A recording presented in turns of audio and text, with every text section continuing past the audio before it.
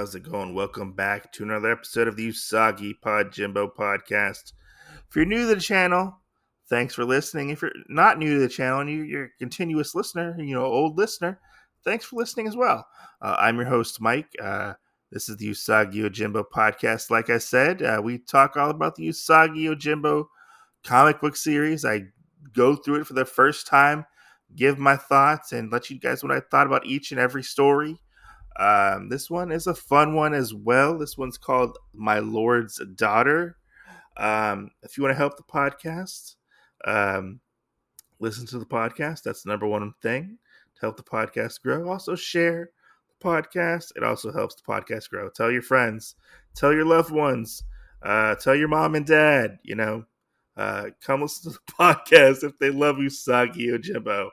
I know I do because I recorded this podcast twice. This is my second time recording this podcast because the platform I used ended up messing up right in the middle of my last recording. So we'll see how this goes as I hit the microphone.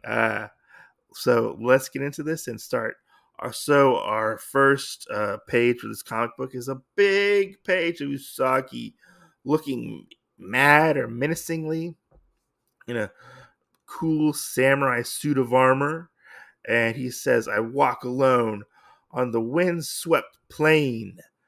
A dozen other samurai had preceded me, but I passed their bodies hours ago. My lord's daughter had been kidnapped by an oni, which is an ogre in Japanese. My lord had promised half his kingdom to the one who returned his only child. Very interesting. As Usagi is walking along, he sees a big giant dust cloud. And he's like, oh no, it's monsters. These big monsters, ugly looking creatures. One looks like a triceratops, a mutant triceratops at one point. One looks like a cat, a frog. One looks like a turtle. I wonder if it's the ancestor to the Teenage Mutant Ninja Turtles, But there's 40,000 of these monsters, these demons, as you want to call them. And Usagi happens to jump right into the fight, fighting all these monsters. He's like, ha! If you had twice the number, then the odds would be even, Usagi says. Usagi takes all of them out, kills them all, walks off, calls them all poor fools. Even monsters should have more sense than to attack a samurai. Hours later, Usagi is walking along to finish his quest and to retrieve the princess. Usagi happens to be walking along some water, ends up getting grabbed by a tentacle. The tentacle drags Usagi. Usagi is scratching, clawing at the dirt, the ground around him. Usagi is pulled into the water, gulping, gasping for air. Usagi happens to notice that it's a demon's octopus. An octopus demon has attacked him. He finds out that his armor is slowing him down and causing him to, not be able to get out of this situation. He draws his sword, and I love this scene. I said it before. I'm going to say it again because y'all didn't hear the last one. Octopus with katanas is pretty funny and pretty cool because he's holding a katana with each tentacle, and he's like, Usagi's like, I can't breathe, I can't take this much longer. In the distance, we see a shark. I wonder if it's a demon shark. Who knows? And Usagi sees the shark. The shark comes up. We get this cool scene where Usagi stabs the shark in the back. The shark goes up into the air, the tentacles following Usagi and the shark, and Usagi, gasping for air, comes back down. I wonder if he made a plan or a deal with the shark to help him fight the demon octopus. Who knows? But the shark ends up coming crashing down. Usagi riding the shark and coming to fight the demon octopus, and Usagi actually wins. And I love this scene where Usagi is walking away from the water. We see a death's head, but it's a death's head octopus. And Usagi collapses from the battle and ends up passing out. Usagi ends up waking up hearing somebody play a flute. we meet this mysterious person. We never see their face. Their face is shrouded in black. But they're sitting on like a well playing a flute, and the person says, "The wind whips through the bones. The whispers, death samurai. It's whispered death samurai." And Usagi's like, "Whose death? Yours? Another's? What does it really matter? Forget the princess. Turn back. And it's no disgrace if you turn back," the mystery person says. And Usagi's like, "No, I've sworn to make an oath. I've sworn an oath to rescue this poor girl." And the mystery person ends up wandering away, wandering off. And next we see hours, or like say the next day later, to be exact, we see Usagi walking through a forest. We hear rustling in the background behind the trees, and we see a giant centipede come out trying to get Usagi. Usagi runs in fear and terror of this giant centipede trying to get him, and he ends up running under a log, surprisingly chops the log in half, trapping the centipede under the log. And Usagi jumps up, slices a bunch and dices a bunch, and ends up cutting the centipede into a bunch of big giant chunks. That is that, and we end up moving on, and the comic tells us soon. So this is soon after the giant centipede has died, a horrible death. We see Usagi, what looks to be like I don't want to say like a mansion, or like it's not a castle. I don't really know what you would call it. But Usagi ends up showing up, going into this place, this house. He's wandering about, and he hears sobbing behind the door. He opens the door, proclaiming, "Oh, I found the princess!" And the princess is like, "Who are you? What's going on? I don't know what's going on." And Usagi's like, "I am Miyamoto Usagi, a samurai sent by your father to." And he kind of stops. Behind the princess is a big, monstrous shadow. The princess has a weird look on her face. Usagi happens to scream, "Oni!" And the princess says, "Oh, you were not deceived by my trickery." The princess says, or the fake princess says. And Usagi's like, where is she, ogre?" And the princess starts changing into this big, hairy, monstrous ogre with giant horns, fangs, and claws. And the ogre is like, "You'll never save the princess, samurai." Usagi thinks smart, and Usagi ends up running and jumping out of the door, through the paper door, which is a really cool scene. And Usagi's like, "I don't want to be trapped in this room. It's better to go outside and make my stand." He happens to go into the same area where the princess actually is. And we get this really, really cool scene, I have to say. I know I say that a lot, but this one's a really cool scene. The ogre comes bursting out of the building, and he's like, "Argh!" And Usagi ends up jumping back, almost missing the giant club that the ogre is swinging. And Usagi ends up catching the big club with his sword. And this reminds me a lot of when Mace Windu and Obi-Wan Kenobi end up trying to cut through the big giant door at the beginning of episode 1. That's what it reminds me of. And we see the ogres. The ogre thinks he has the advantage here. But little does he know, it's Usagi Yojimbo, Miyamoto Usagi. He's the best samurai ever. Not this stupid ogre.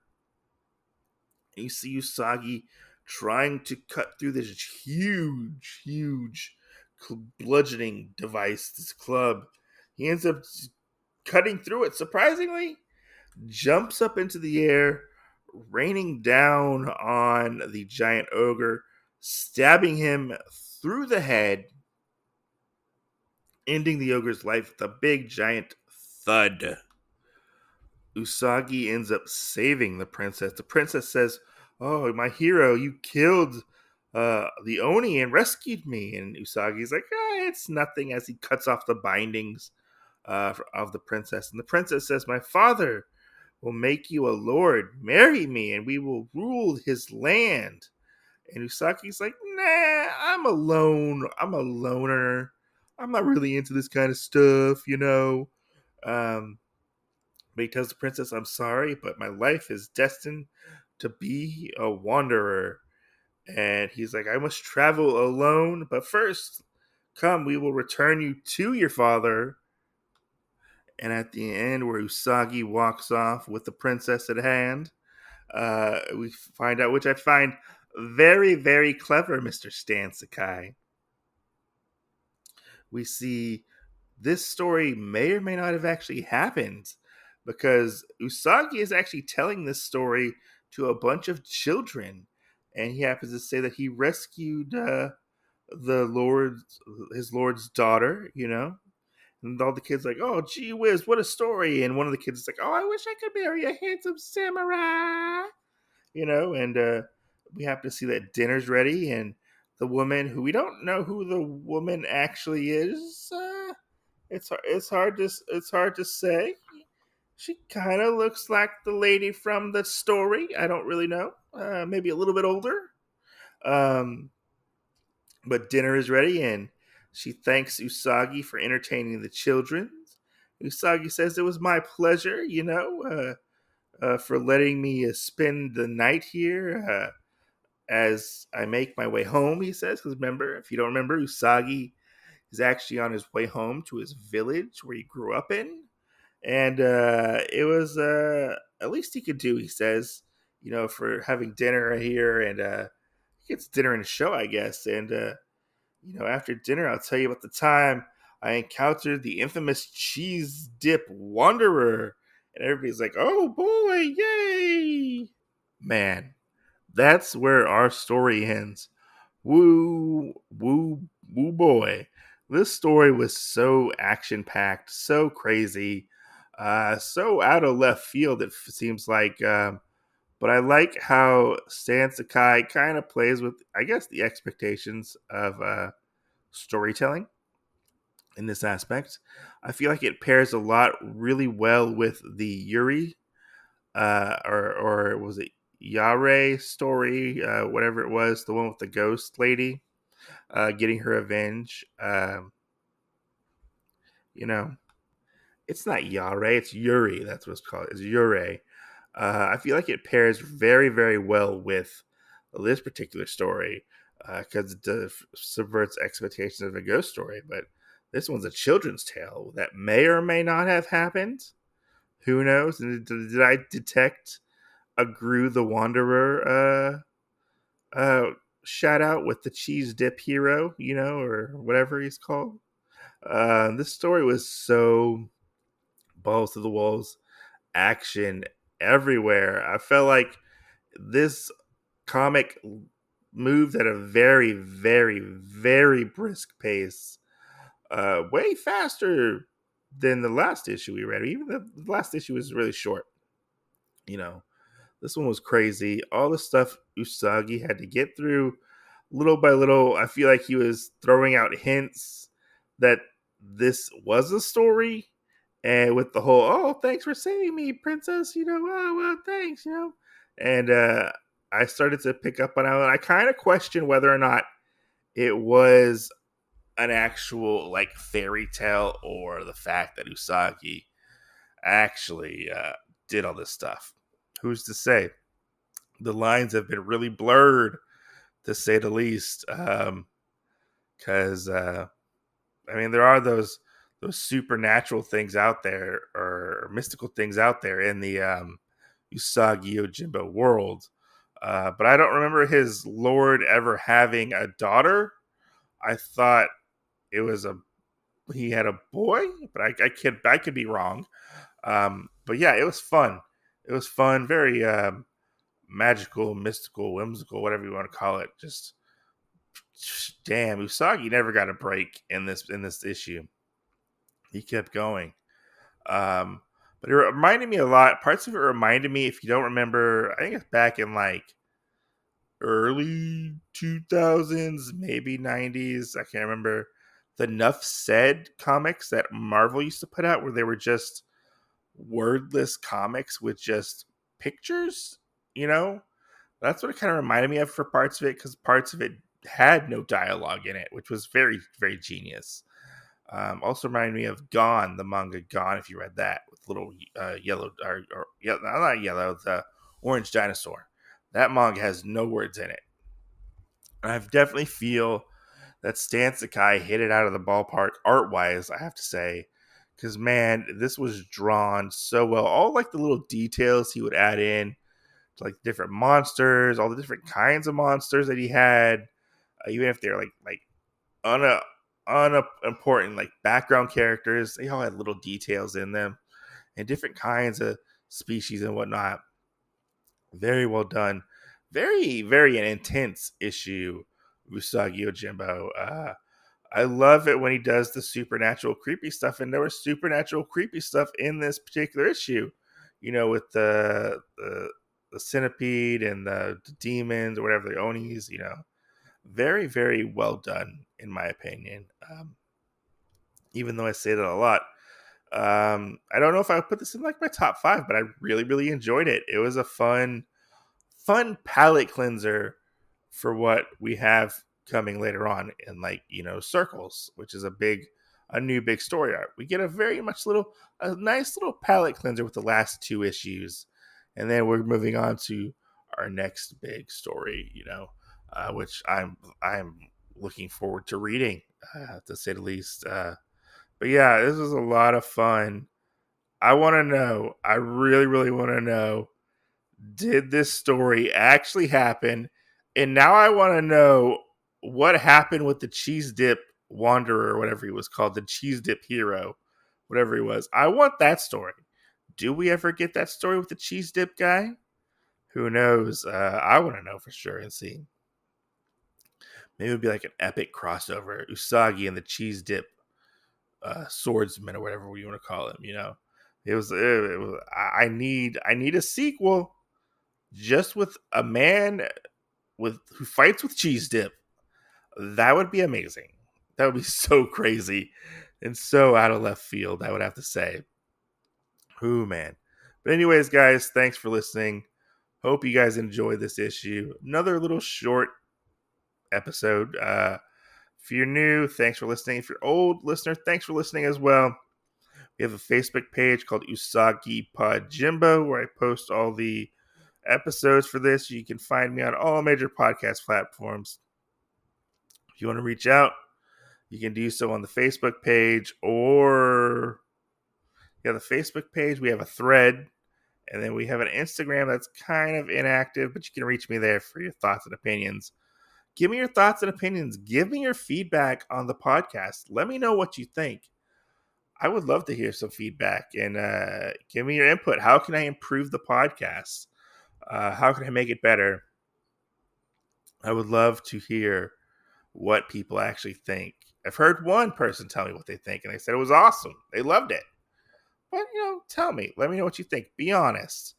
Hit me up.